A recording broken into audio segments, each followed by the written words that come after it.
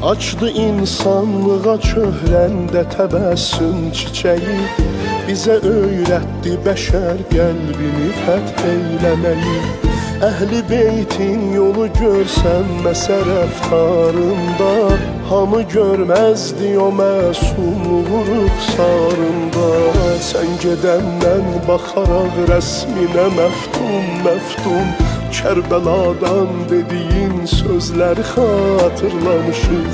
Cümələr boylanaraq minbərə məhzun məhzun, Əli sevdası hopan gözləri xatırlamışıq. Sənə qəlbində yananlar yığışıb ağlasalar, bəlkə dünyaları qərq etmək olar göz yaşına. Necə sağlıqda yığardın bizi Allah evinə, İndi cansız cəsədim yıxdı məzarın başımı. Sən gedəndən Hacı Şahin, Hacı Şahin demişik, nə dualar deyilib ruhuna amin demişik. Sənə ruhani müəllim, sənə ustad, sənə dost, hər birindən qabaq amma sənə mömin demişik. Sən gedəndən Hacı Şahin, Hacı Şahin demişik, nə dua var deyilib ruhuna amin demişik. Sənə ruhani müəllim, sənə ustad, sənə dost, hər birindən qabaq amma sənə mömin demişik.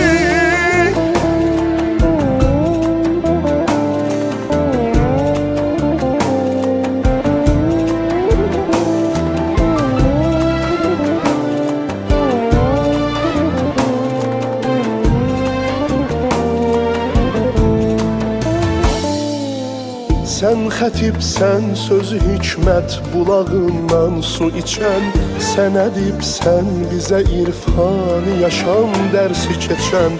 Sən çıraqsan, üzü eşqin günəşindən nur alan, sən ocaqsan, közü zülmətlərə ay nuru salan. Rəhmət olsun sənə ey xütbəsi dəvət səbəbi, səslədin ümməti Allahına, peyğəmbərinə. Özgə insanların olduqca hidayət səbəbi, özgə taleyləri iz saldı əməl dəftərinə. Sənə ustad kimi qiymət verib ustadlarımız, bir də yüksəklərə yüksəlmiş adın yüksələcək. Böyüyür xütbələrinlə bizim övladlarımız, gələcək günlərimizdən sənin ətrin gələcək. Sən gedəndən Hacı Şahin, Hacı Şahin demişik, nə dualar deyilib ruhuna amin demişik. Sənə ruhani müəllim, sənə ustad, sənə dost, hər birindən qabaq amma sənə mömin demişik. Hara getsən Hacı Şahin deyilib can demişik, sənə sevdalı